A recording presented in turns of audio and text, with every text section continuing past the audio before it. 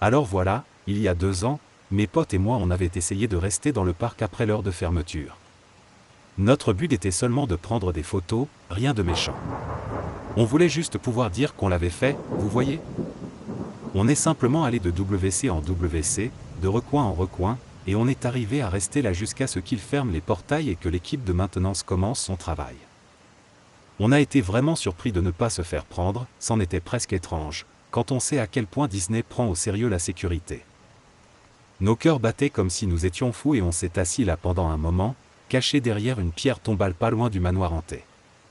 On a remarqué que c'était bien vrai, les noms de membres du personnel de Disney étaient gravés sur chacune d'elles. Donc, on a fini par prendre notre courage à 2 mains et on est parti rôder aux alentours, en faisant toujours attention de ne pas se faire voir. C'était vraiment étrange. On croisait parfois un employé de maintenance ou un garde qui faisait sa ronde, et on se contentait de l'esquiver ou de se cacher à un angle. Ça a marché, pendant une 30aine de minutes. Évidemment, on ne pouvait pas continuer ça éternellement, et oui, on s'est fait prendre.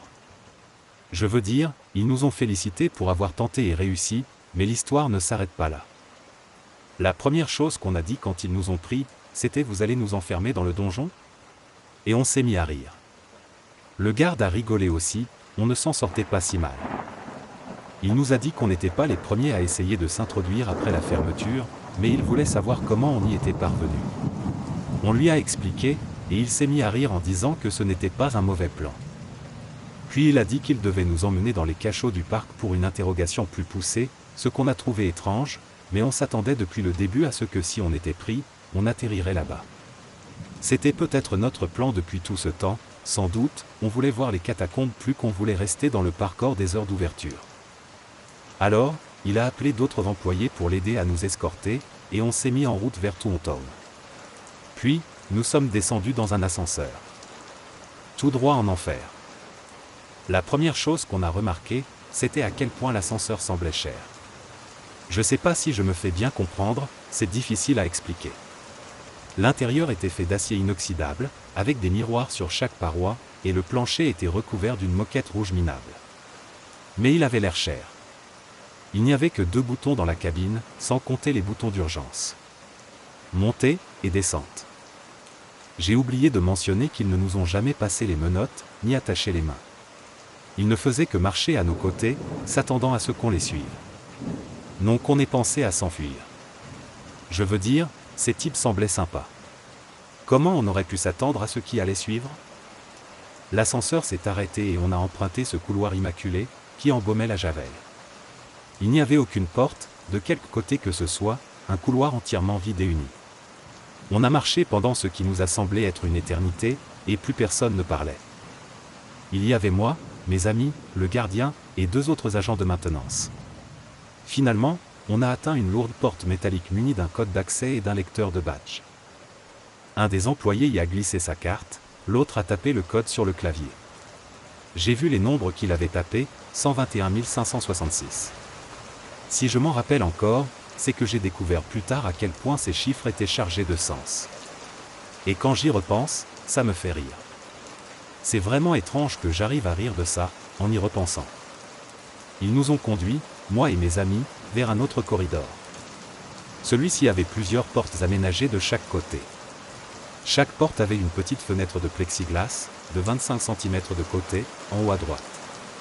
On aurait dit le service de psychiatrie d'un hôpital, pour être honnête. Pas tellement une prison. On est arrivé à la salle 1901, et il s'y trouvait un unique bureau, avec 3 chaises apprêtées pour moi et mes 2 amis. Puis ils nous ont laissés seuls ici, fermant la porte derrière eux.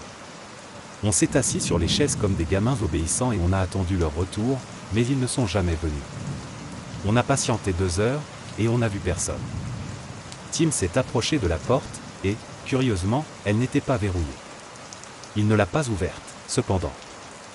Il craignait qu'il y ait un garde dehors et qu'il pense qu'on cherchait à s'échapper, et on ne voulait pas chercher plus d'embrouille. Alors on a laissé passer encore, genre, 25 minutes. Mais on commençait vraiment à s'impatienter, et on a finalement décidé de sortir. Le couloir était aussi vide que tout à l'heure. Aucun signe de vie, rien. On a commencé à appeler, « Ohé, y a quelqu'un ?» Personne n'a répondu à nos appels. On a remarqué que des caméras de surveillance étaient placées au-dessus de chaque porte, et on s'est demandé s'il y avait la moindre âme qui vive dans cet endroit. On aurait dû partir sans hésiter, mais encore une fois, comment on aurait pu savoir à ce moment que c'était le mieux à faire? Toutes les portes se ressemblaient, et toutes portaient un numéro propre. Ils n'étaient pas dans l'ordre, les nombres étaient dispersés. Par exemple, notre cellule était la salle 1901, mais la porte suivante portait le numéro 1205. On y a un peu réfléchi et on a fini par supposer que les numéros étaient attribués au hasard. On marchait le long de ce couloir sans vraiment savoir où on allait, ce qu'on espérait trouver, ou simplement si ça avait de l'importance. Guy a décidé qu'on devrait juste partir. D'après lui, s'ils avaient vraiment besoin de nous ici, ils seraient revenus, et c'était peut-être juste une tactique pour nous effrayer. Ils voulaient sans doute juste nous faire croire qu'on avait été arrêtés, et ils nous attendaient dehors en rigolant. J'étais vraiment las de tout ça. Tim, lui, était resté calme pendant tout ce temps, se contentant de hocher la tête de temps en temps. Il était plus intéressé par les petites fenêtres qu'il y avait dans le coin des portes. C'était pas une bonne idée. J'ai essayé de lui dire, bien sûr, mais on n'écoute pas sa raison quand on flippe comme on flippait à ce moment. Et là, on flippait à mort. Les caméras au-dessus des portes avaient un système de détection de mouvement, et suivaient nos errements à travers le couloir désert. Une petite lumière rouge en dessous de l'objectif, qui clignotait chaque seconde. On n'entendait pas un bruit, à part notre respiration. Puis, c'est arrivé. On avait atteint le bout du couloir. Malheureusement, la porte avait un autre code. J'ai essayé celui d'avant, celui que je les avais vus entrer tout à l'heure, mais il était invalide. À ce moment précis, les lumières se sont éteintes et on a entendu les portes. Bon Dieu, je les revois encore aujourd'hui. Ces putains de portes se sont ouvertes. Toutes alignées le long des murs, elles ont produit un grincement, puis un grand fracas comme elles heurtaient avec force le mur derrière elles. Comme je l'ai dit, après avoir tapé le mauvais code, les lumières se sont éteintes et les portes se sont ouvertes, sauf celle avec le code. On avait aussi remarqué qu'au moment de l'ouverture, un peu de lumière s'échappait par les portes. On est resté là, abasourdi, pendant 5 bonnes minutes, sans savoir quoi faire. On a supposé qu'on venait d'enclencher une alarme et que c'était juste le protocole. Une manœuvre normale en cas d'évasion, qu'est-ce qu'on était supposé penser? Alors on est retourné sur nos pas en s'éloignant de la porte verrouillée. Pour une raison ou une autre, on s'est mis à paniquer, et on a été pris d'une envie de courir. On s'est pas concerté, c'était comme si, à ce moment précis, on avait tous su qu'on devait le faire. L'instinct. Comme un bébé gazelle qui sait qu'enfuir le lion. On était dans la tanière d'un lion, d'ailleurs. On n'a pas commencé à regarder par les portes avant d'en avoir dépassé une dizaine. Devant chaque ouverture, se tenait un personnage en costume. On a couru devant des Donald, des Mickey, des Dingo, des Pluto, et tous les autres personnages de Disney. C'était dément, et on a crié aussi fort que nos poumons le permettaient. Je sais ce qu'on dit, ne regarde jamais derrière toi quand tu cours, mais je l'ai fait. Ils quittaient leur cellule, et nous suivaient. Ils ne couraient pas, ils se contentaient de marcher nonchalamment. C'est ce qui rendait ça encore plus terrifiant. Presque comme s'ils savaient qu'on n'avait nulle part où aller. Aujourd'hui, je me demande si tout ça n'était pas dans ma tête, juste à cause de la peur et de la pure panique qu'on vivait à ce moment, mais je le jure sur la vie de ma mère que j'ai entendu se jouer It's a Small World à travers un interphone. J'ai une grande peur des poupées, et l'attraction m'a toujours effrayé. Et maintenant je les voyais, les petites poupées mécaniques, se tenant dans l'encadrement des portes alors qu'on passait. Les personnages en costume nous suivaient toujours. Les poupées ne nous pourchassaient pas, Dieu merci. Je crois que j'aurais fait une attaque si je les avais vus suivre l'escorte. Ça n'arrangeait pas tant que ça les choses. Je veux dire, combien de fois avez-vous été suivi par un groupe de gens costumés, apparemment disposés à vous dévorer vivant? Du moins, c'est ce que je me disais pour me persuader de continuer à courir. S'arrêter signifiait se faire dévorer par un putain de Donald Duck. Je sais pas pour vous, mais c'est pas comme ça que je veux mourir. Tim pleurait, Guy transpirait et respirait fort, et j'ai tourné la tête pour voir si on était toujours suivi. Bien sûr, on l'était. Je ne suis plus sûr de combien de portes on avait dépassé à cet instant, ou s'il y avait vraiment un personnage différent devant chacune, mais je savais que ce couloir avait une fin et on allait sortir de là rapidement. Plus facile à dire qu'à faire. Après 1 ou 2 minutes de course, j'ai à nouveau regardé en arrière et j'ai vu qu'on ne pouvait plus rien voir derrière nous. J'entendais toujours le bruit de leurs pas, mais je suppose qu'on était trop loin pour les voir et qu'ils continuaient de marcher normalement. Le couloir se poursuivait sur ce qui semblait être une éternité, et Guy a eu besoin de s'arrêter, ou il allait tomber d'épuisement. La porte à côté de nous était ouverte, la lumière allumée mais rien dans la pièce. J'ai décidé qu'on se cacherait ici le temps qu'on reprenne notre souffle et qu'on puisse continuer à avancer. Alors qu'on fermait la porte derrière nous, j'ai remarqué qu'elle portait le numéro 1966. Encore une fois, ça ne nous évoquait rien à ce moment. Tim arpentait la pièce. Guy était allongé par terre, respirant toujours aussi fort, et j'étais à la fenêtre. Je ne voyais rien dehors. Plus de musique, plus rien. Il faisait sombre dans le couloir et c'était difficile d'en être sûr, mais je suppose que j'aurais pu voir des formes, des ombres, n'importe quoi. J'ai continué à regarder. Après une quinzaine de minutes, Guy a dit qu'il était prêt à repartir. Tim était le seul parmi nous assez malin pour sortir son nouveau smartphone, aucun signal, évidemment. Il a ouvert la porte lentement, précautionneusement, mais on n'entendait aucun bruit de pas. Plus rien ne nous suivait, mais on a pris le risque. On s'est remis à courir. Ça ne nous a pris que 7 minutes de plus pour atteindre la porte. Elle n'avait pas de code, et elle était ouverte. On est entré dans le corridor d'avant, et Dieu merci, il n'y avait aucune porte.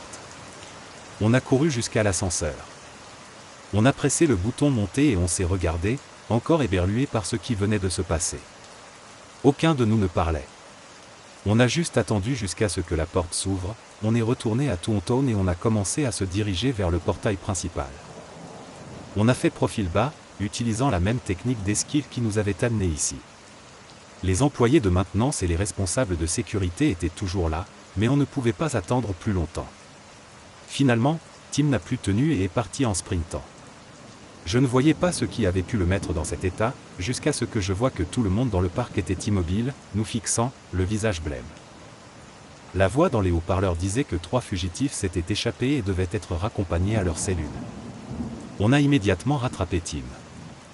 Des personnages en costume ont jailli des ombres, des employés et des gardes derrière eux. Tout le monde nous courait après. Je n'y voyais pas clair, mais je pouvais imaginer la bave dégoulinant de leur gueule. Ils voulaient qu'on retourne là-dessous. On s'était échappé, et ils étaient furieux. Le portail était tout près. Le plus effrayant dans tout ça, c'est qu'on n'entendait rien à part la voix dans l'interphone. Aucun bruit de fond. Aucun son de la part des employés, même maintenant, alors qu'on courait apparemment pour nos vies. Les personnages, les employés, les gardes, aucun d'entre eux ne nous adressait le moindre mot, aucun ne criait, aucun ne nous disait de nous arrêter. Rien. Rien que le bruit de nos pas et, parfois, Guy qui suffoquait. Même après qu'on soit arrivé à passer le portail principal du parc, on a continué à courir jusqu'au parking. La voiture n'était plus là, et on était planté là sans savoir quoi faire.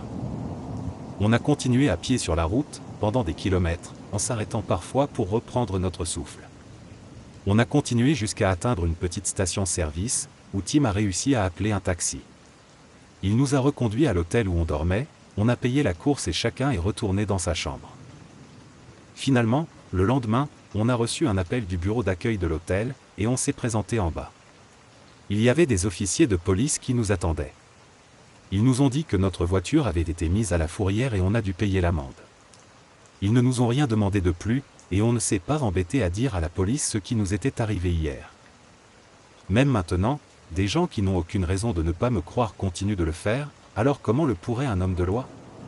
On les a pas ennuyés avec ça. On a juste payé l'amende, et on est rentré chez nous. Pendant tout le trajet de retour, personne n'a parlé de ce qui s'était passé. Ce n'est que 2 semaines après que je me suis mis à chercher les numéros dont je me souvenais. Simple curiosité, je suppose. Comme vous le savez sans doute, Walt Disney est né le 5 décembre 1901.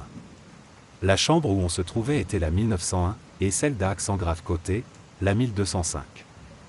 De plus, il est mort le 15 décembre 1966, ce qui était le code que l'employé avait rentré pour nous conduire dans le couloir principal. Quelle étrange coïncidence, je me suis dit. Est-ce que tout ça est bien vrai? Je n'en sais rien. Peut-être que c'était juste notre imagination. Nous étions fatigués. Il était à peu près 1h du matin quand on s'est échappé. Alors c'est possible que ce soit ça. N'empêche, j'oublierai jamais ça. Je ne suis plus revenu depuis.